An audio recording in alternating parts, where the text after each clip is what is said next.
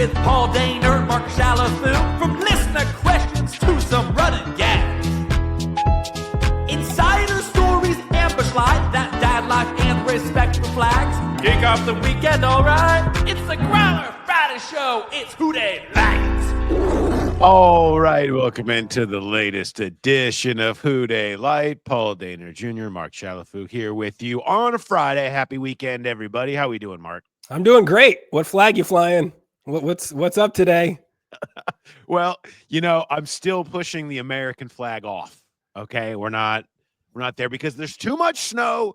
It's too much winter wonderland. So the Elsa flag, the frozen, let it snow. Still reign supreme? Still raining until the stuff melts in like April.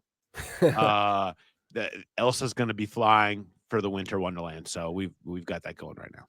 I do have to say, before we go any farther, we got my favorite YouTube comment in the history of our show. And shout out to all the Growl Pals that watch on YouTube, listen on YouTube. But we had somebody comment last week about our intro song. What? And he said, in quotes, "Respect the flag," end quote. "I am out. Thanks, intro song." So he thought that little part of the intro song that's like respect for flags was saying respect the flag. Like that was a central tenet of what we do here. We're just two guys talking sports, talking football, but don't you disrespect the American flag. Yes. Talking Bengals and stories. patriotism. That's what we do. Yeah, dad life and God bless America. That is just he took that so seriously and literally, and it made my week. Yeah, we open every episode with the Pledge of Allegiance.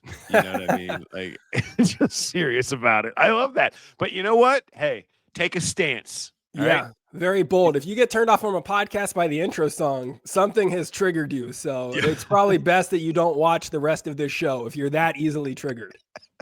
Yeah, it's gonna get worse. Let's be honest. 100%. So we've got what a weekend. This is one of my favorite weekends of the year. Divisional round weekend is, I think, the best weekend for football. The biggest games, the most at stake, the best teams. It's going to be awesome. Then you throw a Ohio State Notre Dame national championship game onto the back end of it, and I'm excited. I'm ready for this weekend to get going. I'm fired up too, but here's my problem, and I need your help on this one. I know that you have said that you think the Ravens are going to make it out of the AFC. As a Bengals fan, I don't know who I should even be rooting for at this point. Like, what is, because you're a storyteller, you understand narrative. What is the best narrative from the Bengals fan perspective for this weekend? Because I look at Baltimore, are we rooting for, your division rival, like at least props up the division?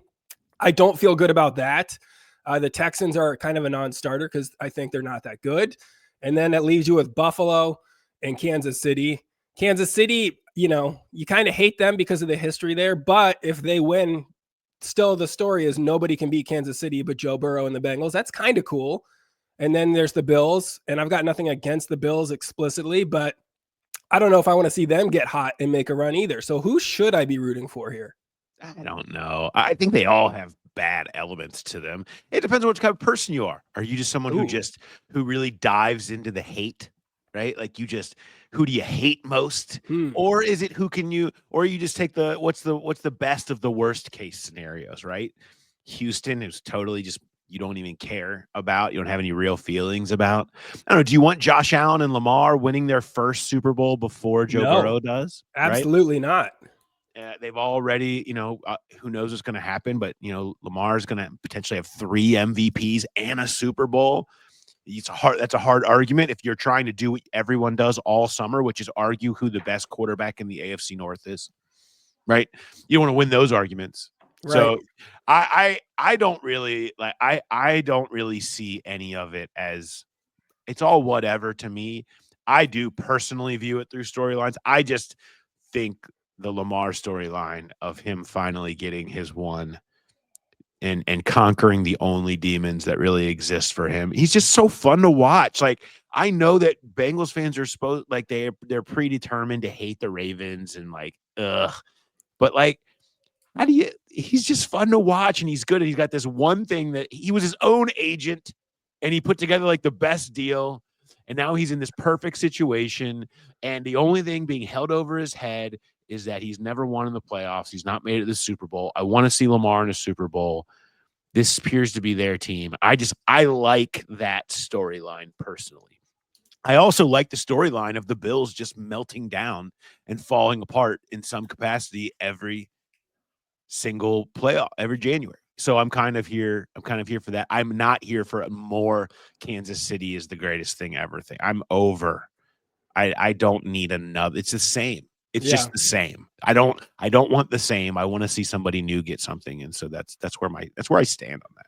I mean, I guess I could root for the Texans, but I don't know. I don't know if I like Joe But Mixon's why? attitude lately. Yeah. Buffalo fans, they jump through tables and they seem kind of sad in life. So maybe I'll pull for them. I can't do the Baltimore thing. I don't know. We'll see. I guess I'll just have to make a game time decision.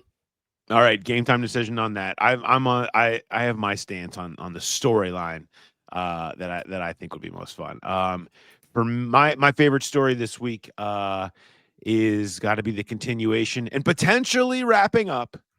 We're getting closer to finding a defensive coordinator. Yes, the biggest news that we've waited for. Well, and not just that, of course, other coaches too. You don't want to disrespect the future offensive line coach or defensive line coach or new linebackers guy. Yeah. All things that we needed. Everything appears to be falling into place and getting a lot closer.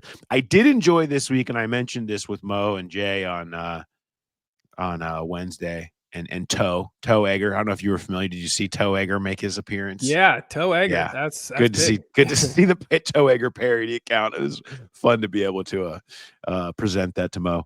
But we talked a little bit about the Wink Martindale thing that popped up. I really enjoyed how much people were like happy for me to get to report that. Like I didn't like people really don't like him. And the Bengals didn't either, but it was just funny how many people were like, yeah, go get him. I was like, I didn't really go get anything. I just pointed out that he was never on the list. And that was just sort of a weird national agent fed drivel. But I just, people were weirdly like excited for that news to come out and to tell me like, great job. I'm like, I don't know, man. Like you did this. You took him off the list personally. Yeah, I didn't have anything to do with the list. Like I'm just telling you, he wasn't on it. But it is getting closer. It looks like, we're seeing it kind of center down on who was the top. We had the top candidate on my original candidates list. It was Al Golden as the connections king. He's in the mix. Patrick Graham, who's interviewed. We're seeing the two of them kind of bubble up here. Can I give you a nugget? You want a nugget? I do want a nugget. How about an Al Golden nugget for you? A golden nugget, if you will. I'll take the golden nugget. Golden nugget. Did you know he still lives here? I did not know that. Even though he still is he's coaching Notre Dame the last few years. He never moved to South Bend. He didn't even get like an apartment. His family's there? still here. His kids are in school, whatever. Didn't take him out, so he kind of like is here when he's not doing football stuff and commutes when he can in season, whatever. But drives 4.5 hours to work every day. Right? Yeah. Every morning leaves at 3 a.m. Yeah. So he still kept his family here. All right. Well, yeah. Obviously love the like. city and must love the schools. I mean, it makes all the sense in the world if you're comfortable there. But when you get a job like that, typically you would see him move. But obviously, must have really loved. But I thought that was interesting. That came across me the other day. I was like, that's something else. How about that? Because from my standpoint, I'm looking at that saying like, all right, he's already one of the top paid defensive coordinators in college football. You're making probably more than he'll make with the Bengals, at least at first. Like, and you've got great job security taking Notre Dame to the national championship game. So it seemed like when I heard these rumors, and shout out to the Growl Pal, and like I think this show was the first one to even talk about Al Golden like a full month ago. Yeah. Lou was still around, and somebody was bringing up the prospect of possibility of Al Golden. But I heard those, and I thought, well, this college job's probably easier. It's probably easier to get these college kids to do what you want because they have to listen to you. You get to sort of build this defense now through NIL. Great job security, great pay. I don't know, like the Bengals job seemed a little riskier to me. But now knowing that he lives here, his family's here, that's starting to make a little bit more sense. Why he? Yeah, man, that changes. It changes things, but there's still variables around that. And they have a pretty big game on Monday, So we'll They see sure what do. comes of that, and then we'll see what comes out on the other side of that. But for right now, that he's got a lot on his plate. And that's, But it's interesting background. It's interesting background when you come across that information too. So a couple of different options on the table right now, but it does look like it's wrapping up. So that's good. Did you know? You probably did know this as a Notre Dame guy, that they led college football in passing efficiency defense each of the last 2 years. I did know that their defense has been very good. Very And good. what's really stuck out to me is like they've been very good with not really having like a ton of dudes, like there was Yeah. no Kyle Hamilton on any of these defenses. And like, Notre Dame's had guys like that come through before where you're like, this dude's a freak. He's going to be a star in the NFL. You just kind of know it. And they've been good. They've had good players, but nobody that really is like that dominant force. And those defenses have still been strong. So I don't know how much that translates to the NFL necessarily, but I'm hoping it does. I would really like to see this Bengals team have that kind of pass defense efficiency. That'd be great. Yeah, we'll see how it goes. So I mean, Benjamin Morrison was the Irish's top corner. He's like they only have two guys in Dane Brugler's first 2 rounds of his mock draft. Benjamin Morrison, who's been out since midseason, he got hurt, and he out for the year. And then Xavier Watts, the safety. Those are the dudes as far as guys that are going to be in this draft on the defense. But yet they have been such a good defense this year. So we'll see. We'll see where that lands. But yeah, you do see sort of a lot of arrows starting to point in that direction at this point. So also things I'm hearing on other jobs. I know people have asked about some of the other stuff. All the names that are kind of bubbling up, it sounds like are real, like not your up and comer. Real dudes that have been doing the jobs that they're going to be asked to do in other places. And that sound, you're hearing a lot of quality names thrown around for these jobs. So I think they're going to end up with a nice staff. The O-line coach being a big one that they're still parsing through at this point. But a lot of the names I think that are being thrown around are really solid, that I think could do really well. But again, it's O-line coach.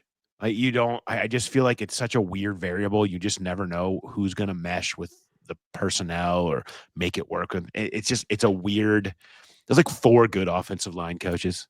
Yeah. And everybody else is just trying to see if they can figure out one. Well, this can't be worse, right? Like, they kind of start from a solid point with a couple good tackles and a decent center, and you can't get much worse at guard. Yeah, no, that's true. I think they plan on getting better at guard. I'm sure we'll get into some of that as we get into some of the questions. Can I rank a couple of your tweets from this week, though? You okay with that? All right. There was no Bengals game to angrily tweet during. There wasn't, but there was still other things, and so I appreciated it. I did want to make sure this one got the proper respect. I don't know if AI can take over the world, but I do know that AI thinks it can. It has to, after hearing how many insanely dumb questions we ask it every day. It's true. Has anybody ever asked that? What must they think of us? Yeah, it can't be good. Yeah, as the computers become more self-aware, they may have to be like, we don't even need all of the power to do the things that we can do to conquer this group. These people, I think we could take them over yesterday. You see, they're just asking me to like take pictures of celebrities and turn them into animals and stuff. Like, that's it. Yeah, I specifically wrote that after hearing my daughter ask Siri how many cups are in a cup, and I was like, well, okay, well, this is not good. This is not what we should be needing the computers for. No. Yeah, we're screwed. There's no question. Number 2, I have a quote, Burrow would have made that throw. My wife every weekend for the next month. She probably said that like 12 times that first weekend because there's so much bad quarterback play out there. It's frustrating if you're somebody like her who mostly watches the Bengals. You're used to seeing, really, really hard throws made perfectly. Week in, week out. And then you're seeing a guy skip a 5-yard screen pass to somebody who's wide open. Yeah, that's a little bit more frustrating to watch as a football fan. Yeah, you should have watched Andy Dalton. The thing is, I felt like that was the theme of last weekend from a Bengals fan perspective was, these games suck. It would have been so much better if the Bengals were in this game. Well, it would have been. Made it worse, Yeah. Bengals fans were just so bemoaning how awful the teams in there were. And I'm like, yeah, that's why you're supposed to try to get into the tournament. Like, I mean, yeah, that's why you don't lose all the stupid games. So hard to watch the Steelers and the Chargers just like do what they did. And then remember when they lit up our defense for just relentless scoring. Yes. You know, and the Broncos. The Broncos too. Yeah. It's just like, come on. Got run out the building in Buffalo. How did we struggle with them? And then, I mean, I still can't get past the Steelers scoring that many points against that defense. And then looking as bad as they have the last few weeks, it's just been so rough. That is how everyone gets fired. All right. Your number one. If Sam Darnold plays any worse, he's going to get $100 million guaranteed from the Browns. Well I mean, yeah, that's got to be that's the recipe for their future right there. Like he's probably on their radar already. That one What is the worst possible decision that could be made regarding a quarterback situation? And that's where the Browns will go next. I did appreciate that tweet got picked up by an NFL meme account because I started getting texts from friends or tags online, and they're like, "You got to credit this guy," and because it had like 12,000 likes or 18,000 likes on this big aggregator account, and at least he kept my picture in there. He didn't tag me in it, but he kept my little tweet intact. So I did at least appreciate that small little gesture of getting the content swiped by a bigger place. Yeah, that's nice. You should try it. You should. I believe it was about this time, maybe 2 years ago, where the opposite happened, where someone took what I wrote, left my name in it, but then like changed all the facts that I actually said. I appreciated that. That was great. Paul Danier Jr. is out here saying respect the flag or else. Breaking news. Oh man! All right, so good tweeting. Even though the Bengals are out, we're out of it. I appreciated that. I have high expectations for more coming from this next week. I'm sure there will be. We are going to get to questions here in a second. Before we do, though, we want to talk to you guys out there because we love the Growl Pals, and you guys are awesome to us. And it has been great finding partners that work on this show, as whether through advertising or coming up with creative ways to work with them, that have been Growl Pals and listened to the show already, whether it's BetMGM Nation, Cincy Shirts, Graders, our guy Stanyo, future fans, all Growl Pals, all people that listen to the show and kind of understand our community here. And you guys are like the core of everything we do. And so we're kind of restarting as we get into free agency season, draft season, the off-season content stuff, looking for new partners, looking to rebuild for this year. If you want to be part of it, we love starting first and foremost with people that are the part of our crew who are Growl Pals. So if you are and you have any interest in working with us in any capacity, advertising, whatever, holler at us. The Growler Podcast at gmail.com. We'd love to hear from you, and we can talk about finding ways to do some stuff. But when we do that, we always want to start with our people. Yeah, absolutely. It was a great first year for the podcast. It was, doing the live shows was so exciting to get to meet some of our listeners face to face. The shows have been really fun. I liked all the different perspectives this season, but it is the natural point now where you kind of step back and say like, all right, here's what we want to do differently. Here's what we want to do bigger. And, looking at our partners, that's all part of it. It would be great to keep the business in the family, before you start approaching MeUndies and Blue Chew and all the typical podcast sponsors that's on every single show. It'd be good to help out the Growl Pals first. And that's what kind of keeps this engine running. You can't do 18 podcasts a week without these partners. So that's what people need to remember too, is, being them helps keep rolling forward and getting bigger and better every month and every year. So reach out to us, Growl Pals, if you want to get on board and be part of the family. And if you or anybody is like in the behind the scenes podcast work, like production type stuff too, something too that we could be looking to add as we go forward. Mark and I need help. Like we do a lot.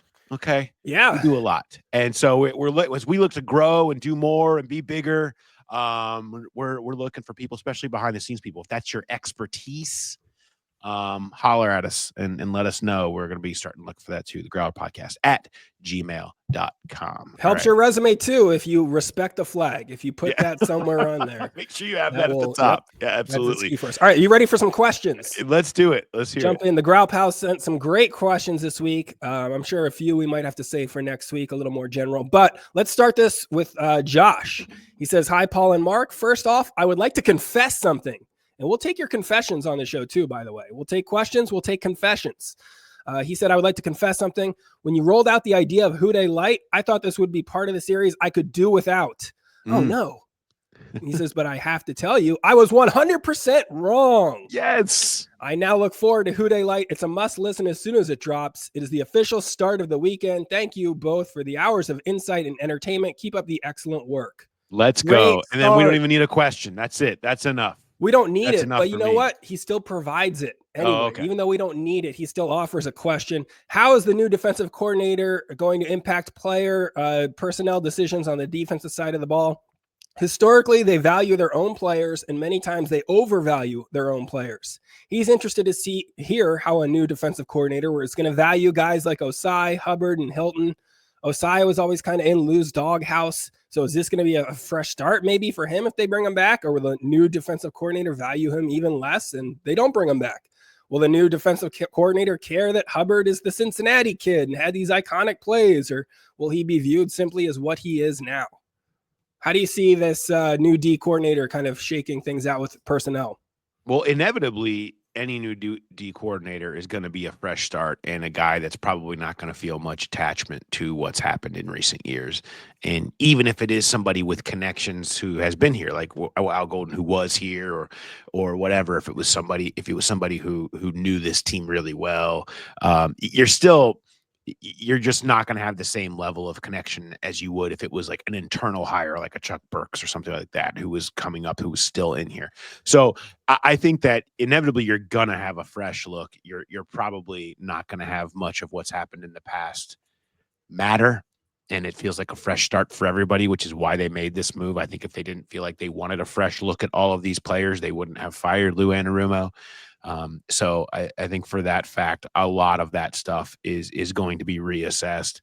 I just think that it's in the mind of going young again. I mean, I just really feel like that's what this is about in so many ways. Is Lou Anarumo didn't get enough out of the young players. They wanted to bring in a DC that can get more out of all of these young players, and so whoever that is, why not? Why wouldn't there be more young players? I just think that's going to be the direction that you're going to see this thing go. And so the Hiltons, the Hubbards, like if you read, the story I had out on the cap cuts this week and the percentages I had on free agency returns, almost all of them shade away from the older guys coming back. I just think it's fresh start, clear the decks for the younger players to kind of take ownership, bring in a coordinator whose number one thing they can do is get the most out of them and be good with developing young players. And I think that's going to be sort of the recipe for success. And so for that fact, I think that's the sort of the direction I think you're going to see it go. And that's not good for the likes of the Hiltons and the Hubbards of the world, but I think that's where they need to go on that side of the ball. All right. The next question here is from Dale. He says, "Hi guys, there was a Twitter discussion between Nate Tice and James Rapine regarding the Bengals under center and play action stats. Nate's point of view is that Joe Burrow wants to be in the gun almost exclusively because he likes it. James' counterpoint was that Burrow likes it because of the Bengals personnel, i.e. he doesn't like the offensive line. If Burrow thought he could turn his back on the defense without getting murdered, he might be more open to play action and under center plays. What's your view on this? Would Burrow be more open to play action and under center if he had more trust in the offensive line, or would they just keep cooking from the gun even with a more stable pocket? Thanks for grinding during the offseason, guys." Well, thank you, Dale, for the nice little compliment. Thanks, Dale. Yeah, thanks, Dale. Appreciate it. I think, look, they're never going to be, wide zone under center play. That's not their personnel. in my opinion, is Joe Burrow, and whatever he does best and wants to do. And we know what he does best and wants to do. And I didn't look at the offense this year and be like, God, they got to change the way they're doing things. I mean, they're scoring tons of points. It's working. Burrow's putting up MVP numbers. Now, are there points and times when you're trying to play with the lead that you feel like you'd be better off with a game that can be more of the under center play action, so you can run out the clock, run the ball, play off of that, get Burrow rolling out? Maybe. But, you look at this past season, I mean, Burrow's never really done that, and you thought maybe you'd see more of it this year. He had 34 dropbacks this year of under center play action. 18 of 30 for 154, couple of touchdowns. Pedestrian, not exactly, mind-blowing numbers compared to what he put up when the rest of the time. Very small sample size. He never had more than 4 dropbacks under center play action in a single game. Now, he had more early in the year, when Eric All was still there, and they were kind of using a lot of those run. Let me back up. Dan Pitcher this offseason really tried to do a lot of work in getting a little more juice out of their shotgun run game and added some stuff, and they recalibrated, and they were going to use that to kind of change to get the same effectiveness, but with Burrow and the gun. Well, when Eric All came along, the stress was just for that. You saw a little bit more of that, of them running the ball, being under center and in play action, and then having some dropbacks come off of that. You saw that a little more early in the year. And then once he went out, they went away from it, and they just kind of just let Burrow cook a little bit. And that's fine too. I do think it is personnel based. I do think they would do it more if that's what it called for. But at the end of the day, in the biggest spots, they're going to want Burrow to be the most comfortable because that's their best chance to win. So maybe I don't know enough about the argument that was happening between Nate and James. Or what if it was an argument, but I there's probably a middle ground that's the real answer there. I think it's best for them that the vast majority of what they're doing is just letting Burrow do what he does best. And that's probably not going to change even if somebody like T. Higgins left. I mean, yeah, if you're looking at what this team needs to fix, the offense is not high on my list right now. Like Dan Pitcher had a great first season. I'm pretty pleased with how the offense went. And as long as they get the receiver thing settled, you still feel pretty good about it going into next season. There's other issues that would take bigger precedence for me if I was going to get into a Twitter beef or whatever this guy said it was. But I mean, obviously you can improve on stuff every season for sure. But this kind of goes into this next question too. This is from David. He says, first off, I want to say I really like your show. Great start. There you go. Listen to it every Friday afternoon on my way home from work. So great show. Keep it up. His question is another Twitter related question, or X, if you will. He says, people on X are posting layouts of the salary cap for the Bengals and saying that they can sign T. Higgins and extend Trey Hendrickson and sign other free agents to fill holes. If that's the case, what are we waiting for? Thanks again. That's from David. And I guess that kind of like my question is similar to that. It's like, do we have any chance of getting the Chase deal done before training camp? Like, that'd be such a good morale boost if they just did it, early. They better hope so. I mean, I don't want cat watch again all camp. No one wants this. No one wants this. But this is how this organization boggles so many things. Is the haggling over a decimal point or a few little bits of cash here or there's a value here, and they end up in some bad spots, right? Yes, it's best for them to get it all done early, and that is what they should be doing. I mean, they already didn't get it done early. All right, they already blew that. So, but this year, yes, it would be. They need to get ahead. I mean, it starts early with T's the franchise tag. What are you going to do there? And that with it's all connected between Burrow's potential restructure, Jamar having the same agent, all of this needing to go down together. This is all interconnected. So, and the deadline on this comes really quickly. It comes in early March when you start talking about the franchise tag deadline for T. And if you're going to do that, if you're going to put the second tag on him for $26 million, it's probably in a tag and trade situation is why you're doing that. And so you need to know by then, can we do this? Can we not do this? Now, I understand T being like, we can do whatever we want to do because I want to see free agency and I want to see how much money is going to be out there for me. And I don't blame him for that at all. But those decisions and those conversations are all coming.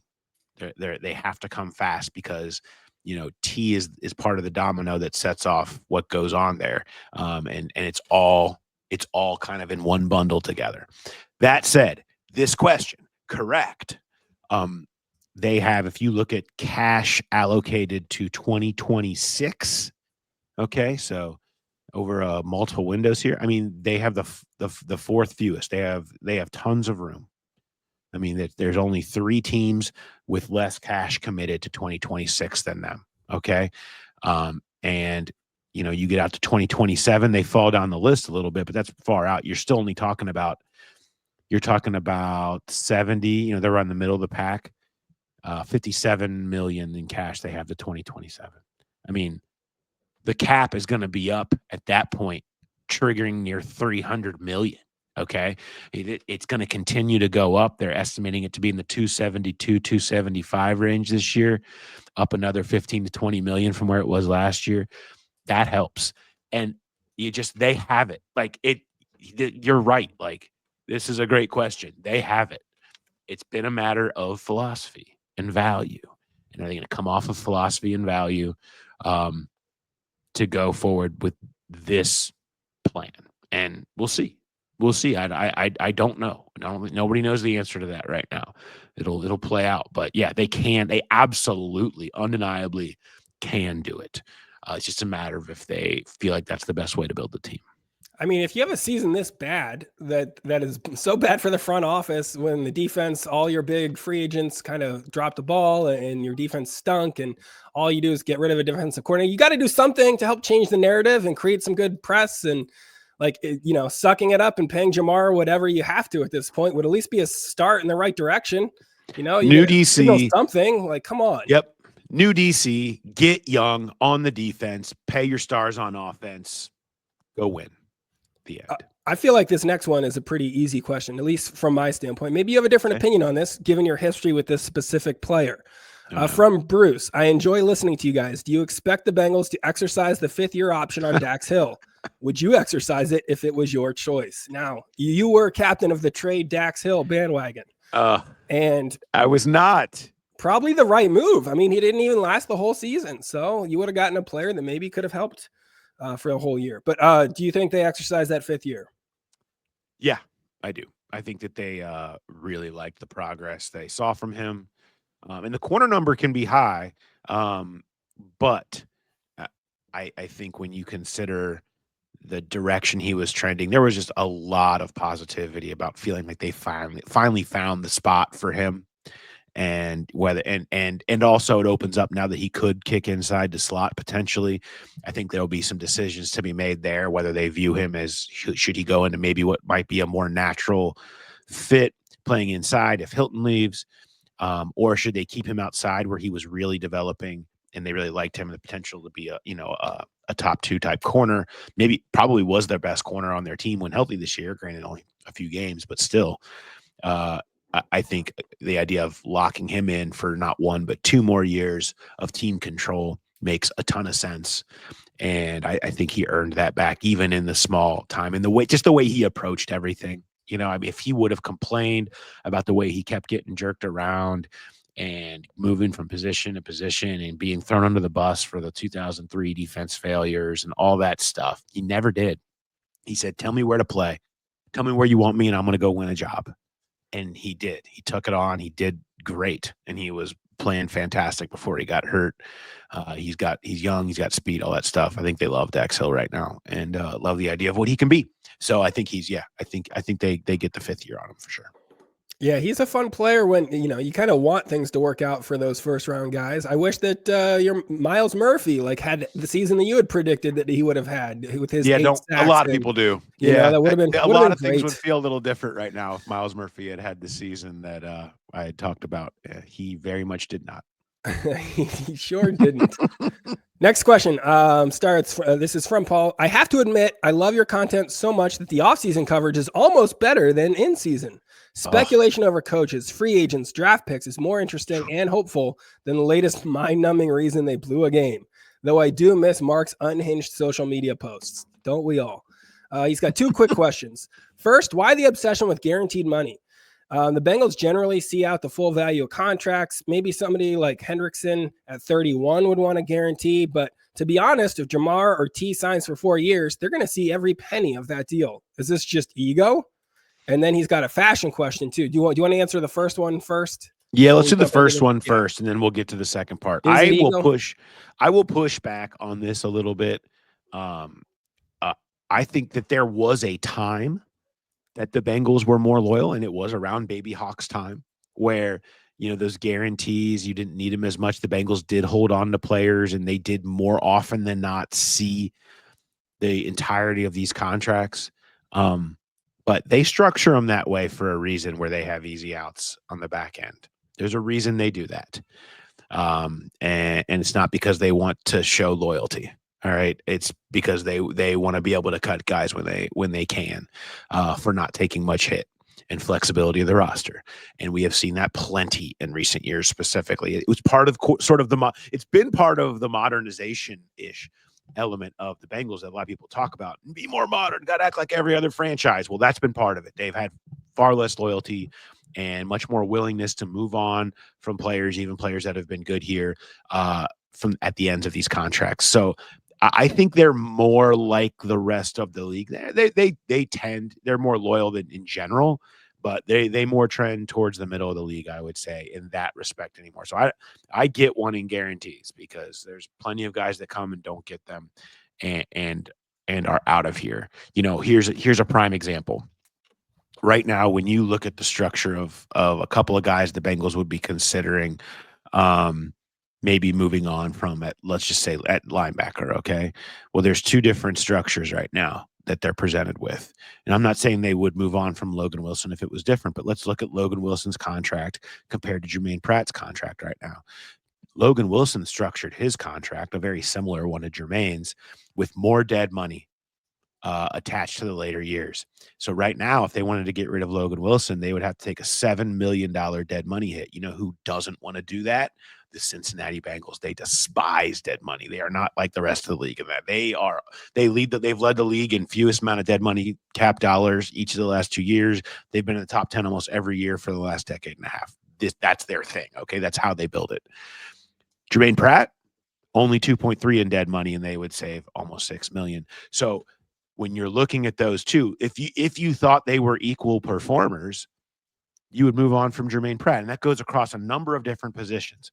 So players that fight for the structure have a better chance of holding on to that money, not players, thinking that, they'll just give it to me because of loyalty. No, that's not going to happen. There's a reason that players feel the need to try to lock in the structure, and the guarantees is how you typically do that. Our next part of this question is a fashion question. This is one of your areas of expertise. It is not just flags. Fashion is big for you. So this is important. I'm hoping Paul, with his fandom of Everton, understands the term full kit wanker. It's when a soccer fan wears team shorts to go with the team jersey. It's seen as a massive fan violation in the UK. So the wife bought some nice Bengals sweatpants for me for Christmas. We were leaving for a dog walk, and she looked at me with pure disgust on her face. She called me a full kit wanker for wearing Bengals sweatpants with a hoodie and bullied me into changing. I need a ruling. Is wearing Bengals pants, shorts, and a top hoodie a violation? How do you feel about the Bengals full kit wanker? Well, so this was was this on a game day? I feel like there's a little bit of a difference because if you're talking full uniform, like a full kit wanker in football would be helmet, jersey, pants, socks, maybe cleats, right? Like I think it's a little different. And I think if it is a non-game day and you're going out and you're wearing the sweatpants and a sweatshirt, it's too much. It's too much. That's full kit wanker for sure. But if it's a game day and you're out to support the team, I don't think it's necessarily too much. Now, if you start going helmets and pads and thigh pads with your name on it and stuff, and like the full socks and whatever else, armbands, tape, I don't want any of that. But I think I'm okay with a sweatpants hoodie combo on a going to watch the game with people situation. It's a dog walk. Let the guy have it. There's an ocean that divides us and the people that really care about the full kit wankers. Let that be their thing. And we've got our own weird fan obsessions here, but we don't need to adopt their drama. Let the guy walk his dog in whatever he wants to wear. If he wants to put on sweatpants and a hoodie and orange and black face paint when he walks his dog, the wife just needs to let him have it. I mean, you knew that you were marrying a full kit wanker when you did. You know what I mean? That's not like a surprise, that's right? also you got to know. You don't like get to the altar and be like, "What? You're a face paint full kit wanker guy?" You don't just discover that. Yeah, maybe don't wear the sweatpants and hoodie to the altar. That is maybe the one time you can throw on a proper suit. No face paint while getting married. No full kit line in the wanking at the sand. church. Yeah, you don't want that. Next question. Hey, Paul and Mark, OG listener to the pod, always staying on top of the shows on Spotify. It's his preferred way to stay engaged. Fun question as we head into the college football national championship game. Would love to hear who your favorite Buckeyes and Irish players are who have played for the Bengals. Can't list current rostered players, so sorry, Hubbard, Burrow, and Bell. That would be too easy. Can't wait to hear some throwback names. So who are your favorite former Buckeyes? I mean, my favorite former Buckeye for the Bengals would probably be Billy Price. Like, that's just top for me, just because of how he ended. Billy Price guy. Oh yeah, Big Billy huge. Price guy. Because that worked out big for us. So that trade is going to go down in history for the Bengals. Oh, just an absolutely great one. Ohio State goes far back now. I mean, Archie Griffin, right? Sure. Bengal. Yeah. Archie Griffin was a Bengal. Pete Johnson, another big time running back, was a Bengal. And I mean, look, one of the biggest busts in Bengals history, Big Daddy Wilkinson. Oh, Ohio State, number 1 overall pick, Big Daddy, so much hype, and then he was just kind of okay. Fun memory there. Notre Dame guys, though, I mean, I'll always have a soft spot for Tyler Eifert. Yeah, it's got to be like I remember watching him play at Notre Dame, and like it was such a bummer the way his career unfolded with Cincinnati. But hey, he came back and killed it as a ruler of the jungle. So I'm always going to be a big Tyler Eifert guy. Chinedem Ndukwe, he was a Notre Dame guy who had some time here and an interesting path in Cincinnati. Yeah, impacting the community, some might say. Yeah, here's another one. Kevon Ray Russell. Now, most people, he was from Notre Dame. Most people might not remember Kevon Ray, but I loved Kevon Ray because he would talk to anybody. He was a content creator guy. Like, he really wanted to be in the content creation business, and he would do stuff with like just a random like teenage kid that was in the community, and they'd go be out like shooting videos and doing all kinds of weird stuff. And he'd talk to you about just about anything, but he never really played. Right. And I'll never forget this. After one game, and it was a particularly brutal game, probably, I think it was Bengals Steelers, one of these divisional just bloodbaths. Everyone's like hobbling around the locker room, dudes on crutches, like, I think that, they lost. It was just awful. Everyone's in pain. Kevon Ray was inactive, did not play, sitting at his locker, and he had one of those massager guns, that you like that you can get. And he was working out his hammy at his locker, like just like working his leg muscles, making sure they still felt, nice and loose and stretched. And I was like, he didn't even play. Dudes are literally unable to walk across this locker room in here, and he's over here like really working his muscles, And I was like, that's kind of Kevon Ray in a nutshell. That was his personality. Just very little self-awareness, but taking care of his own body no matter what. You know what I mean? Just out there. And so I always enjoyed Kevon. But so you got to be ready. Next man up. Always got to be ready. Never know. Maybe next week's your week. Yeah, you got to stay healthy. Do you have any other good Notre Dame guys I'm forgetting? No, I think that's a good list. I mean, there's plenty of names. They went a long time without taking Ohio State guys. Notre Dame has kind of, been sprinkled in every once in a while, but there may be more in their future. I've got a run, pass, or boot for you now. This one's interesting. This is from Noah. He said, run, pass, or boot the following. Cordell Volson is a starter. Amarius Mims is a 2025 Pro Bowler, or T. Higgins gets signed to a long-term deal with the Bengals. Some interesting offseason scenarios. Run, here. pass, or boot on these. All right. I would be booting Cordell Volson is a starter. And in fact, you might even boot Cordell Volson is a Bengal. I mean, he's got, how the tables have turned. But again, what did I talk about? Structure, money. When it changes, it changes. This is what happened with Jackson Carman last year. So the Bengals were willing to hang on and hope that Jackson Carman got better. But once his money became a little more expensive, he was cut. Now, his play continued to get worse. That didn't help him. But, once he got a little more expensive, it's no coincidence that was the moment that they decided to move on. Cordell Volson, because with player performance incentives that you can get and stuff, the cost of doing business with you essentially later in your rookie contract can go up. And Cordell has collected a bunch of those over his career.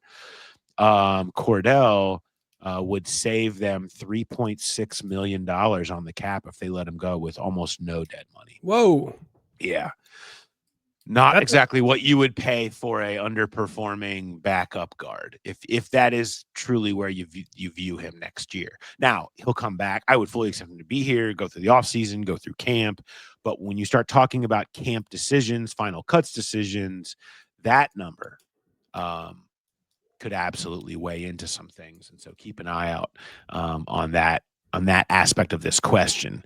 I would say, Mims feels like he could be pacing to be a Pro Bowler. It's just Pro Bowler is a weird one. I don't like Pro Bowler in general. Like guys typically become Pro Bowlers like 3 years later than they should have.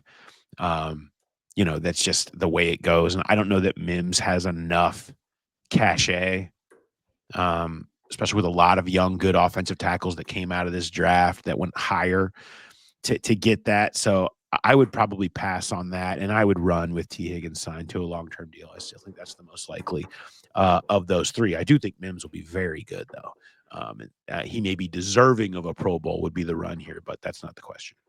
Yeah, right. I think that's probably assessed right. Interesting other nugget about the, Volson cap hit that he would have. Yeah. And maybe the new offensive line coach, that matters too, if he wants to keep him around. Maybe if the person that gets hired is his best friend or his dad or something, then maybe you see a path for a Volson second act. Who knows? Yeah, you never know. A new voice and a new system can work wonders for players. We see it all the time across the league. So I'm not ruling that out. We've got another kind of free agent question here. This starts, hello, insert obvious comment, commending Paul, Jay, Mark, and the rest of the team on an outstanding first year of the podcast, et cetera, et cetera. Oh, okay, great. Thank you. I'll take it. 2 questions, requests all the way from London, England. He said, we've heard lots about the challenges linked to bringing T and Trey back while trying to extend Jamar, adding quality starters on defense, playing chess, yada, yada, yada. How do you keep everyone on ice so that it's actually possible if you can make the numbers work? Is this like a massive group chat on Teams? Without regular real-time communication from the front office to everyone, isn't there a chance that one domino falls the wrong way and then you miss out on getting everything you wanted and when? I mean, not really. I think you know your deadlines, you know your time. You have, we said earlier, they can do this. The Trey extension thing, I mean, I don't know. I don't know if they're talking about a Trey extension here or just bringing him back, but that part I don't see happening. That's going to be fun to watch, but I do think they can do it, and I think they know what their deadlines are, so they know when the time comes to start missing out or having to have their plans in order for what they're going to do with this money. So I don't. I mean, they'd have to botch it pretty bad. They can do that. Obviously, things can be botched, but I think they know when the botching can happen, and everybody's deadlines get deals done. Deadlines make decisions, and deadlines will make these decisions. So they don't need a lot of back channel communication and group chats to try and keep everybody on the same page here.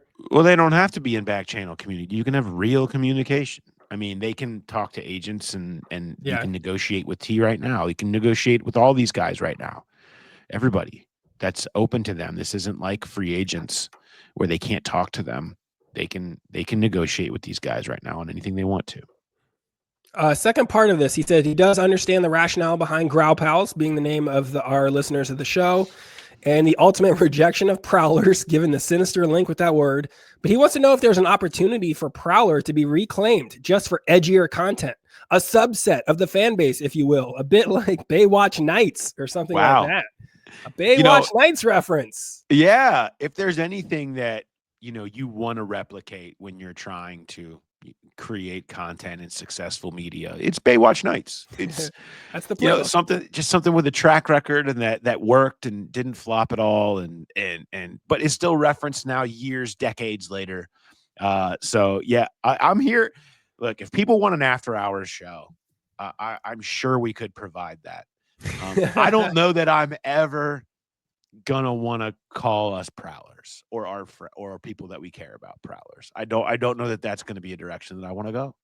I kind of like having a subset of hardcore dedicated fans. Let them be we can sick the Prowlers on our enemies, right? When the New Heights podcast, does something we don't like, snatches a guest we wanted to have, then we send the Prowlers after them, blow up their comments and, try and start some beef. Or if there's somebody that takes a shot at us somewhere else, we can send the Prowlers after them. Or if we just want to, build a studio, start doing these in person, and we say, hey, we need some TVs for the studio. Let's send some Prowlers down to the stadium TV sale, wait in line.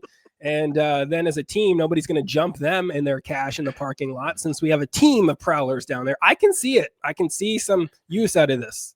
You're right. I agree with that. Like, the goon that comes in and quickly collects 5 fouls or gets put into the penalty box in hockey, Bob Probert.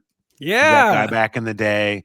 I think that's it. That's what they are. Our Prowlers are just people that go just do the stuff that most of us aren't willing to do in order to get us all ahead. But we keep them at a distance, Yes, some useful fixers. I like it. Yeah. And they don't have to be Prowlers. We'll come up with a different name if that's what's holding you up. But I do like having the hardcore loyalists that aren't afraid to do the dirty work, of podcasting and building a content empire. The podcast dirty work. I like that. Do we have any ambush questions this week? Yeah. I made a call out and I said, why am I always the one getting ambushed? Okay. And we got responses from people. People said, you're right. And they had a couple to ambush you with. Okay.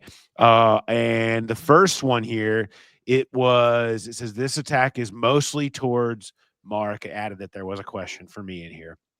It says, I am a diehard Penn State fan, so congrats on your Orange Bowl win in advance, I guess. I was trying to keep my mind off the Penn State game while listening to the best Bengals podcast ever assembled. Yes. You know how to get ahead.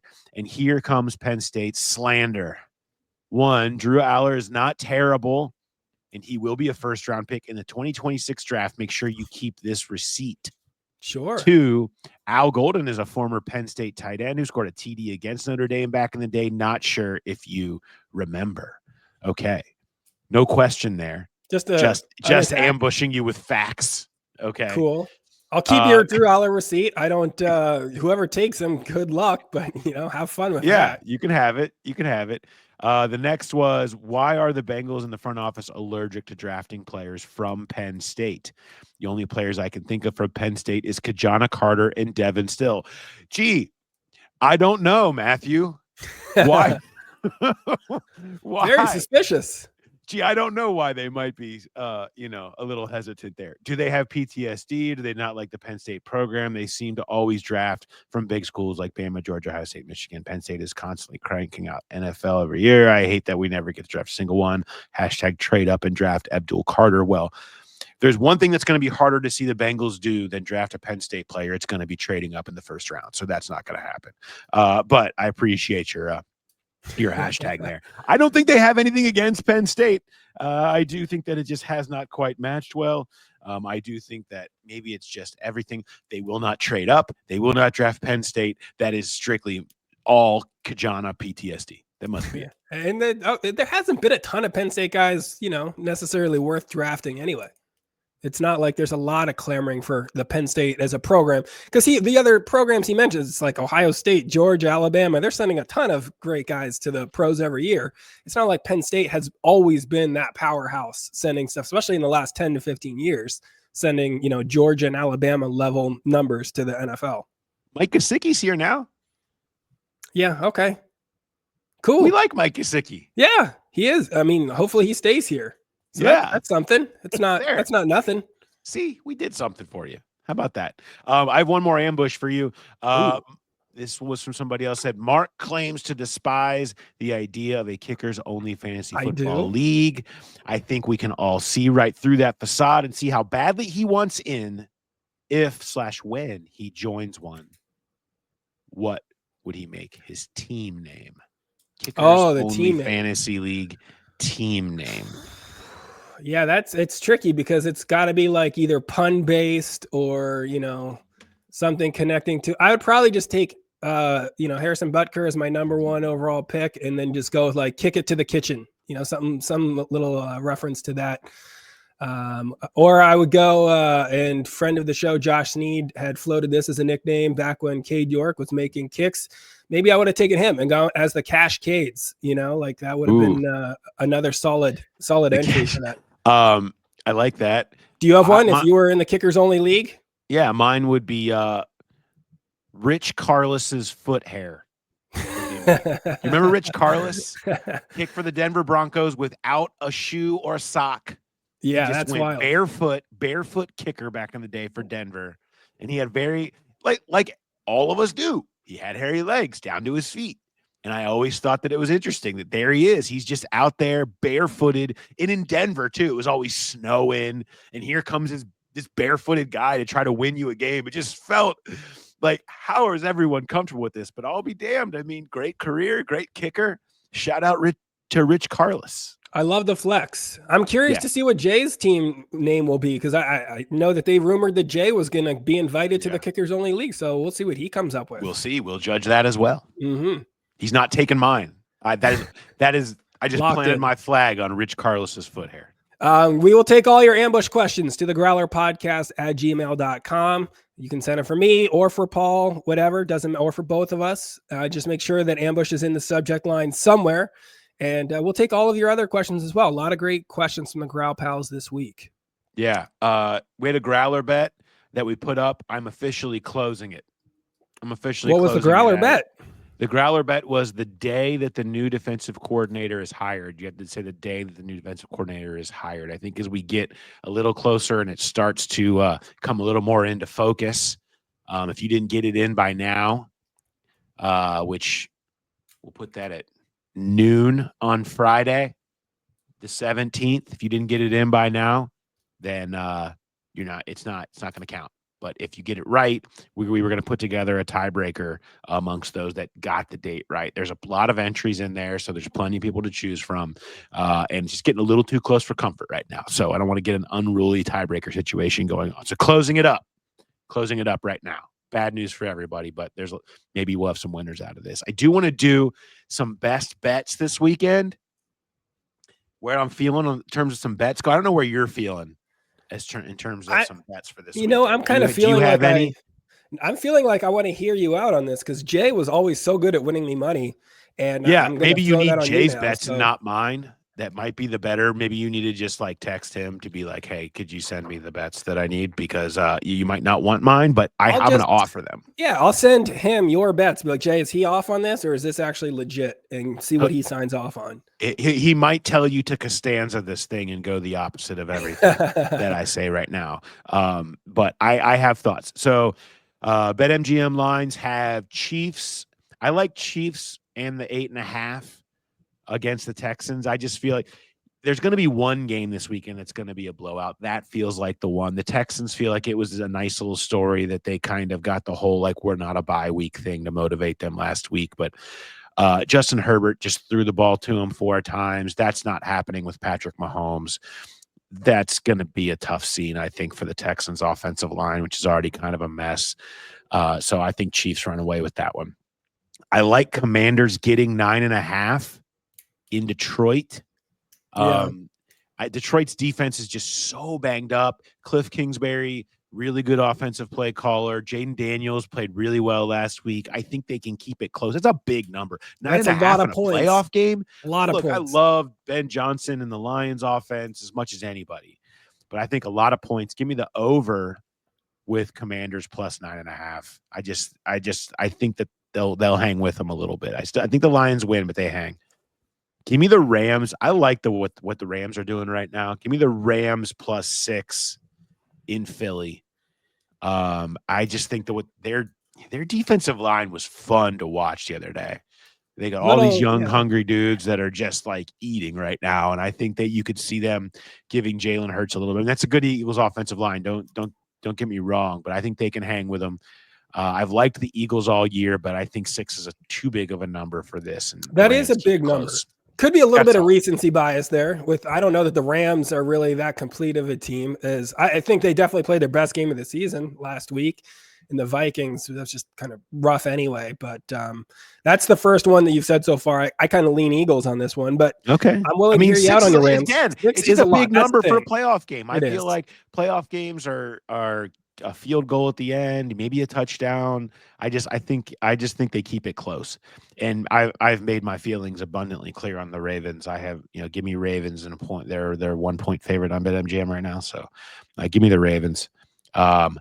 Bonus Ohio State, Notre Dame.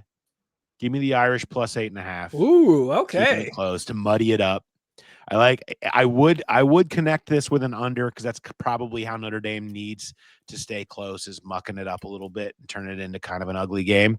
Because Ohio State obviously can run it up in a hurry. So I'll say Notre Dame plus the 8.5.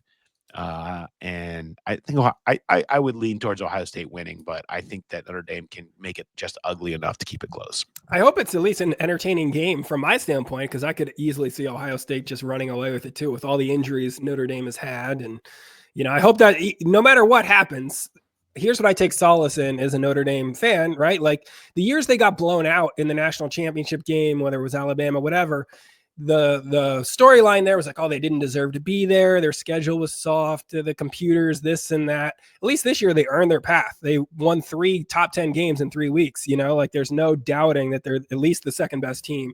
So even if they get blown up, remember they've had a ton of injuries. Don't let that sour you on Al Golden. That defense has been far beyond banged up, missing like 3 of their top 4 defensive linemen, their first round NFL cornerbacks. So don't hold this one specifically too much against Al Golden unless they win or cover, like you're saying. Then yeah, Al Golden deserves all his flowers and more. Yeah, I think if there's something to take solace in, it's that with the playoff, which is not perfect, at least you can say that we can talk about actual games and not the opinions of people that think a team is better than other and the bias and this, that, and the other. We can actually just decide who was actually a good team and a good program on the field. Thank you very much. It's nice to have that. So I appreciate that. Where are you at? Well, I did just talk up Ohio State and how much I think, how impressed I am with their season. And I am going to be performing in Columbus next weekend, January 24th and 25th, as part of the Don't Tell comedy shows. Those are the fun little pop-up shows that are taking the country by storm. So you can catch me in Columbus. The weekend after that, I'm in Wisconsin. I think that might be sold out. And then, in February, Bloomington, Indiana at the Comedy Attic, February 13th. That's a big one. Valentine's Day week. It's a good Thursday night. You take your spouse out for an early Valentine's Day show. And then February 15th, I'm at Commonwealth Sanctuary in the Northern Kentucky, Greater Cincinnati area. That's another big one. Tickets are on sale now for both of those. So get tickets while they are still available. All right. Make sure you get out and see Mark. What do you got for dad life right now? So I've got these shows in Columbus. It also coincides with my daughter's gymnastics meet in Columbus. So the whole family's going up Friday for that. And I'm in that weird spot now where as a parent, where you're kind of like, it's a double-edged sword. You want to encourage your kids and their passions. You want to see them succeed, but the more they succeed in a travel sport, the more expensive that gets. This is her first season kind of doing that stuff. So most of the travel is regional, like Northern Kentucky or, the Cincinnati area. And then she's got this meet in Columbus. And then she's already qualified for the state meet, which is in Cleveland at the end of their season or whatever. So like that's going to be another expensive trip. And it's like you want to prop them up and, go kid. But it's also like, dang, this is going to start getting expensive if she's good. Yeah, So, if you could take L's at just the right times, you know what I mean? Like, just keep it just at a certain level where you you're not Cleveland good, you're Dayton good. Right. Fall off the beam a couple times just to kind of help our bottom line. You want to go to Disney World this summer still? Well, maybe you should not have a high vault score. Consider that. So yeah, I've got to navigate that about how supportive of a travel sport parent to be. Yeah. Just don't get to the point where you're like throwing things at her on the beam or like trying to like I'm heckling, heckling your own child so that she doesn't qualify for nationals, And that's the problem with a sport like gymnastics. Like that can overtake your life. If it was basketball, I'd be all on board. Like that's fun to, watch a kid play basketball, but gymnastics, you sit around for hours, your kid competes for 5 minutes. And even at the top level, that takes over your life. You become a homeschool kid. And let's be honest, like there's only 8 people that go to the Olympics, and that's every 4 years. So that's not like the greatest path to go down. We have a saying in our family, and I've probably said it into this microphone many times, but you never want to be a parent of a kid who has meets. You don't want to be at meets. Okay. It's from someone who covered high school sports for a lot of time. You never want to be at a wrestling meet, at a track and field meet, Swimming's bad. Swimming meet. Like they go on because they just go on, and you're there for what? For 5 minutes, for one race, for one match, for one whatever. It's like, I like games with clocks, okay? And times that we know that are specific. This will last an hour. This will last 2 hours, and it will end at that point. You will not be there for days waiting, depending on the previous weight class and who showed up on. None of that. No, you never want to be part of meets. Very important aspect of sporting. If you can avoid the meets. Yes. I have a little bit of a follow-up from last week. So last week, we were very I still stand at the same stance on the why are we calling school off? Because it's cold. What is cold days? What is cold days? What is the temperature? Why is it colder one day and we're in school than it was the previous day when school was canceled for cold? I don't understand the inconsistency. Nobody give me answers. Now, there was a follow-up email pointing out the reason for cold days is because in CPS, a lot of the kids take metro buses to get to school. And so you're outside and you can't have it be too cold. Again, I will point out, I got a message saying that they needed to be at the bus stop 10 minutes earlier than normal when it was super cold on the next day. I just want to point that out. That was part of it. They should be outside longer, apparently, waiting for the bus. That said, still, the follow-up on that was that's the reason why the cold exists. However, no answer from anyone involving what that temperature is or who decides it. I still think it's one man, very much like Puxatawny Phil in The Groundhog, who just walks outside in his bathrobe and decides whether or not it's cold enough to send the kids to school. I'm still all on board with that, and I still think that would be a made-for-TV event every morning. You don't tell the local news stations would be all over it in front of the superintendent's house when he shows up in that robe. I don't even think it should be the superintendent. I think they should just have a guy. That's his whole job. It's just to walk outside every morning and say cold or not cold, and then he goes back in his house and just stays there forever. The only time he comes out is to tell you if it's too cold for school. Appreciated the follow-up on the information, though. It's always good to hear from everybody. It's been kind of weird this week. A full week of school. Was having a hard time getting adjusted. Everybody's back on board, though. They need a holiday or something coming up. Well, we get one. We get one on Monday. That's enough. 1 week is enough. Forget it. Let's go back on the holiday circuit. So that'll be nice too. But thanks everybody for reaching out on that stuff. And if we can make the one guy that makes the decision on if it's cold or not happen, if you can help us with that, let us know. The Growler Podcast at gmail.com. Send it to us. So that's what we do. We change school policy and we respect the flag. That is our two top goals of this show. That's it. That's us. All right. Mark, appreciate it as always. We'll be back with we'll have the rewatch reaction with Charlie on Monday. We're talking about the Bengals defensive line, how to fix it, what happened there, going back through that film. That will be fun. And of course, next week we'll be deep into defensive coordinator watch. There's an announcement coming soon. We shall see. We'll have a reaction to that. And Who Dey Light be back next Friday, just as we always are, kicking off your weekend and respecting the flag. So thanks everybody for listening, and we'll talk to you next time. Have a good one.